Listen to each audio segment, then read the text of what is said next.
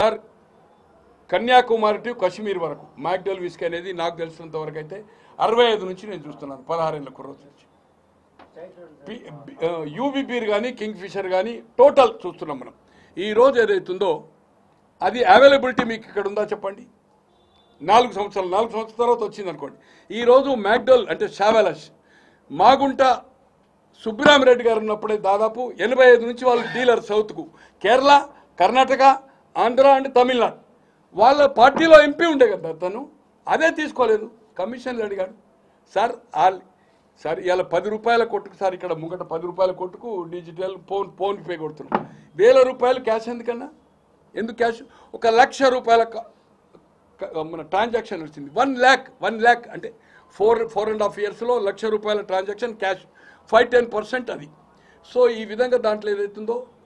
100 మంది 1000 మంది 10,000 అంటున్నారు కానీ 1000 మంది అయితే చనిపోయారు నా దగ్గర కూడా 3-4 ఫోటో ఉన్నాయి నేను ఎన్నికల ముందు కూడా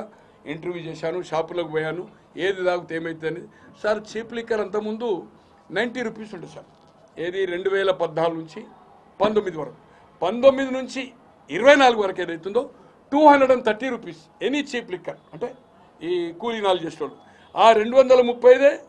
ఈవినింగ్ క్లోజ్ అవుతుంది కదా ఆ కూలీ డబ్బులు తీసుకొచ్చి ఇతను తీసుకుంటాడు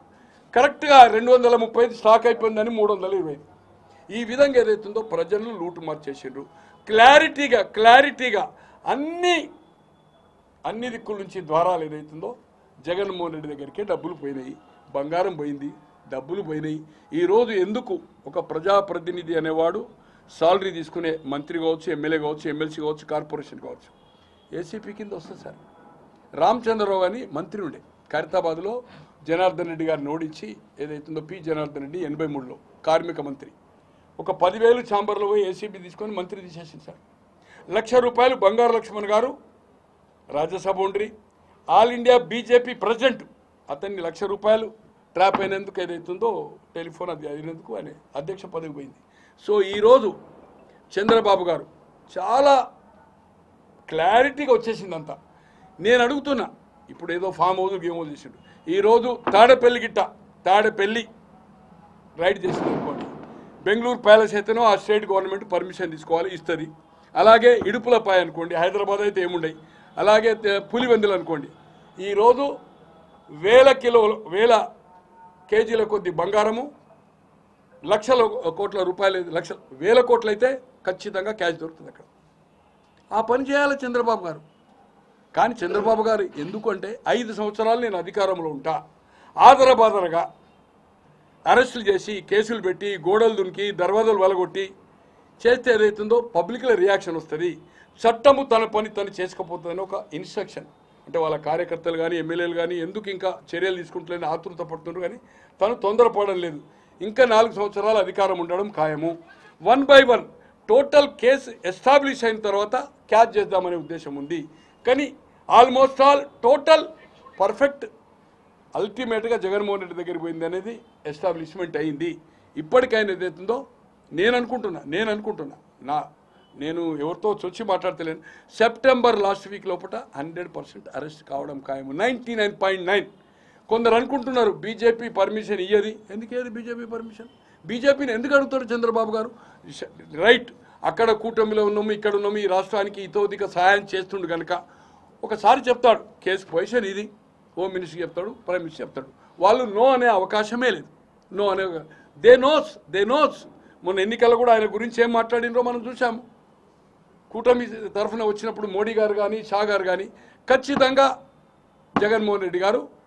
సెప్టెంబర్ లాస్ట్ వీక్ లోపల 99.9 అరెస్ట్ కావడం ఖాయం దీంట్లో అల్టిమేట్ లబ్ధిదారు అతనే వీళ్ళంతా నిమిత్త మాత్రులే ఆల్రెడీ కొందరు అప్రూవర్గా మారారు కొందరు చెప్పారు విజయసాయి రెడ్డి గారు కూడా ఆల్మోస్ట్ ఆల్ క్లారిటీగా చెప్పాడు తను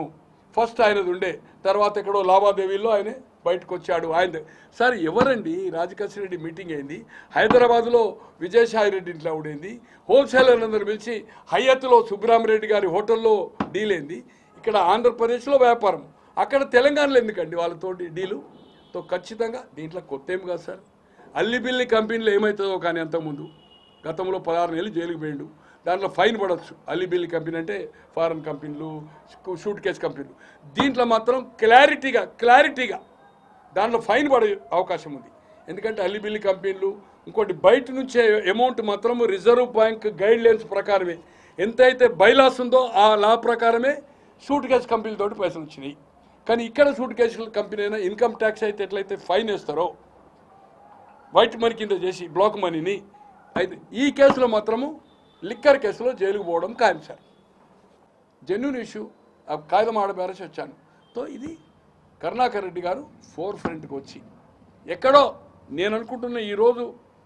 బయటపెట్టిందంటే ఎక్కడో తేడా వచ్చింది. ప్రజలకి ఇది అనుమానం ఉంది. దాన్ని నివృత్తి చేయడానికి ఎంక్వైరీ చేస్తే కాదు, ఎంక్వైరీ వేయకముందు కూడా ఏమేమి మీ దగ్గర సమాచారం ఉందో 100,000 కోట్లు కొల్లగొట్టిందని చెప్తున్నారు.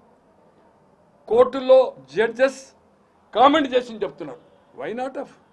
మీరు కవి వృద్ధేమో పుస్తకాలు రాస్తారు. కమాన్, మీ దగ్గర ఉన్న ఇన్ఫర్మేషన్ గవర్నమెంట్కి పాస్ ఆన్ చేయండి, సహకరించండి. తిరుపతిలో ఎవరెవరి దగ్గర టీడీఆర్ ఇచ్చిన దాంట్లో ఏదైతుందో ఎవరి దగ్గర డబ్బులు ఇచ్చింది అనేది కూడా మీ ఫాలోవర్స్ కానీ, మీ సహచరులు కానీ, మీ మిత్రులు కానీ, మీ బంధువులు కానీ, మీకు సహాయ సహకారాలు అందించిన వాళ్ళు ఈ 30 సంవత్సరాలకి వెళ్ళి రాజకీయాల్లో అటువంటి వాళ్ళు కూడా డబ్బులు ఇచ్చారు. అది ఇన్ఫర్మేషన్ మీరు ఇవ్వండి తీసుకొని. అప్పుడు మిమ్మల్ని ఏదైతుందో నీతివంతుడిగా ప్రజలు గుర్తిస్తారు. ఆయనను అరెస్ట్ చేస్తే ఏం పీకరాడు సార్. పర్ఫెక్ట్ కేసు ఉంది సార్. పర్ఫెక్ట్. ఇంకోటి సార్, గూగుల్ లుకౌట్ ఉంది సార్. ఇలా ఎట్లయితే మర్డర్ది వివేకం ఉందో ఈయనది కూడా మొత్తం అక్కడనే కదా సార్.